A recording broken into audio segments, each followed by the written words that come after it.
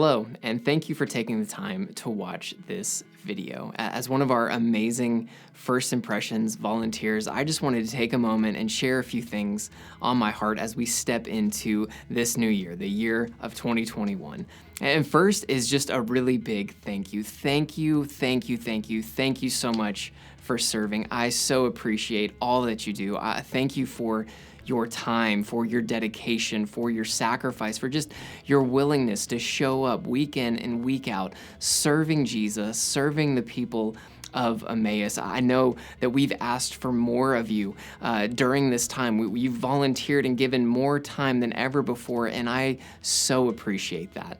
Thank you for your flexibility and your patience as we've tried to figure out what does volunteering look like, what do services look like in this era that we're still in, and you have been patient and flexible every step of the way, so thank you for that. Thank you for following all of our safety protocols and being willing to wear the mask every single time and wear these blue shirts, and I just can't thank you enough. Seriously, I know I say this a lot, but it is so true. We can't do anything without you, and we seriously would not be able to pull off services in this season right now without all of you stepping up in the many ways that you've done that this year, and I'm so appreciative of that. I've seen the Lord use you in powerful ways, and I am so excited for how He's going to use you in this next year. So thank you so much for serving.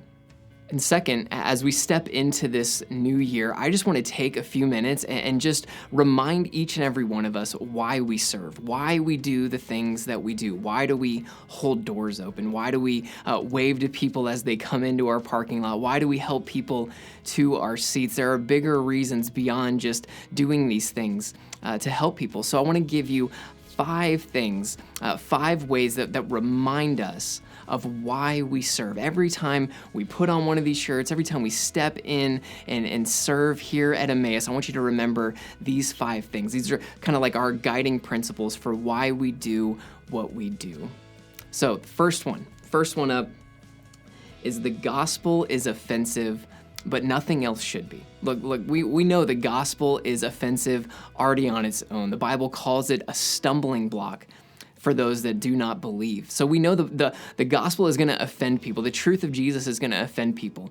But we don't want to be people that just offend people unnecessarily. We want the gospel to do the work in the people's hearts. So what I mean by this is as people come into our services, we don't want to do anything that would unnecessarily offend them and turn them off from Jesus before they even get confronted with the truth of Jesus, before they're even told about the gospel.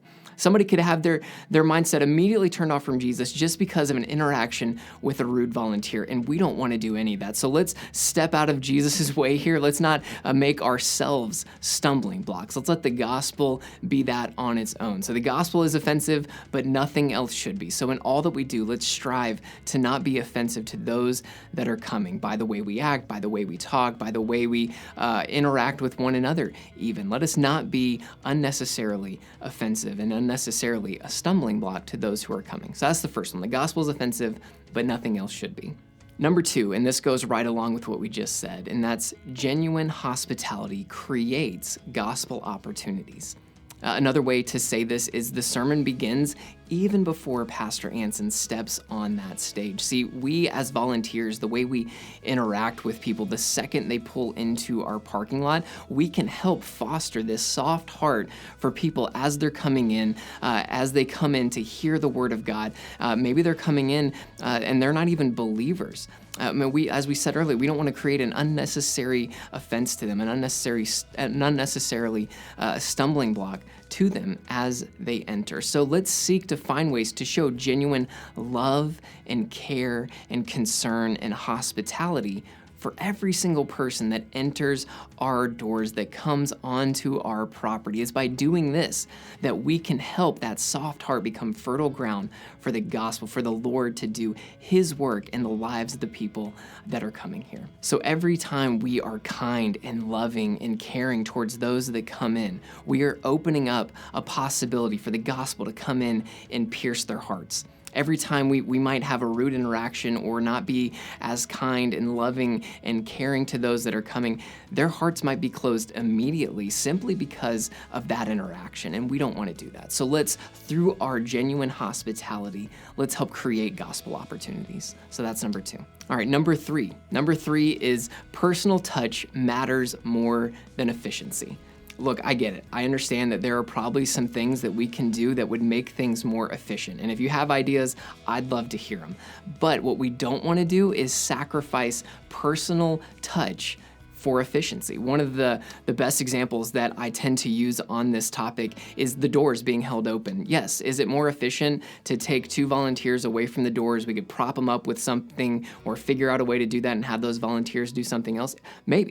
Maybe, but I think it adds a more personal touch to be greeted by a person, by an actual person at the front door for every single person that comes to our services. I think that adds a much better personal touch than just having the doors propped open. So there's these moments, these areas where we might be able to be a little bit more efficient, and where we can be, let's be more efficient, but let's not, for the sake of efficiency, sacrifice personal touch. It's all about making these personal connections as people are coming in. This is what first impressions is all about, right? Like, we know we can just turn people away and turn people off by a really bad first impression. But if we have a great first impression with added personal touch and care and concern for every single person that's coming in, and the Lord can do a lot of really amazing things through that. So personal touch matters more than efficiency. So that's number 3.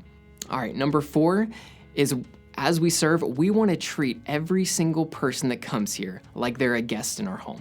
So think about it this way. If you are having people over to your house, how would you treat them as they came in? Or maybe think about it, if you were going to somebody's house for the very first time, how would you want to be treated? Would you want to have the door open for you and be shown around and have questions answered and be treated like you're actually loved and respected and cared for?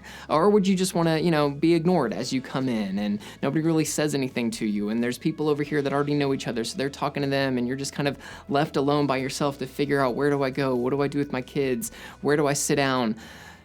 That's not really good. That would not be a good first impression for somebody coming into your home or you going into somebody else's home. And yet, that's exactly the experience that we can have happen here if we don't treat every single person like they're a guest in our home. Like, every single person that is walking in to these doors, we want to treat them as if they're stepping in to our house. This is how we can show love and care for every single person and be on the lookout for those that are standing off to the side that might not know where to go. Maybe they're coming in for the first time. Look, I don't know about you, but I can't recognize every single person that comes in and go, oh, that's a new person. That's difficult. But what you can do is kind of tell the person who's not really sure where to go, and you go, I'm going to go talk to that person. I'm going to go find them. I'm going to go help them. Even in this weird age of social distancing and masks, and we got to get people into the sanctuary as quickly as possible, let's take a careful look for those that are coming in that might be here for the first time, and they might be confused and not really sure what to do. Let's take them and guide them and help them out. This is how we can treat somebody like they're a guest in our very own house. So that's number 4. Treat everyone like a guest in your home. All right, number 5, and this is the last one, and really it's just a reminder, and that is, by serving, by volunteering, you are demonstrating your love for God and your love for others. And this is the greatest commandment, right? Like, when Jesus is asked, what is the greatest commandment? He says, well, there's actually 2. It's 1, love the Lord your God with everything you have. And the second, he says, and it's just like that one, is love your neighbor as yourself. And one of the ways that we do that is by serving. It's by volunteering. It's by coming here and showing up and serving. And you're doing that every time you come. You are showing your love for God and your love for others. And this is so vital. This is so important for who we are as a church. We want to be a church filled with people that love God and love others. And simply by you coming and serving, you're doing that. You're doing more than just holding doors. You're doing more than helping people to their seats. You're doing more than handing out gift bags to first-time visitors. You're doing more than just handing out bags of communion like we are in this season. You're doing far more than that. Every time you come and you serve and you're here and you're helping and you're serving and you're giving of yourself, you're showing your love for God and you're showing your love for one another. And this is exactly what we're called to do. So those are the 5 reminders for why we serve. 1, The gospel is offensive, so nothing else should be. 2, through genuine hospitality, we can open up gospel opportunities. Number 3, personal touch matters more than efficiency. Number 4, treat everyone like a guest in your own home. And then number 5, by serving, we demonstrate our love for God and our love for people. So as we step into this new year, as we step into 2021, let's keep these things in mind every time we come to serve. Let these be the things that we aim for. No matter what we do, if we are aiming for these things, then the what and the how and the specifics of all those will work itself out. These statements, these whys, this is what matters. This is what we're aiming for. This is what we're working towards. So let's do that together. And I cannot just tell, I'm so excited to see how God is going to use each and every single one of you in this new year. So again, thank you for all that you do. Thank you for serving. Thank you for being a part of this team. It is such a joy and a privilege to serve alongside you.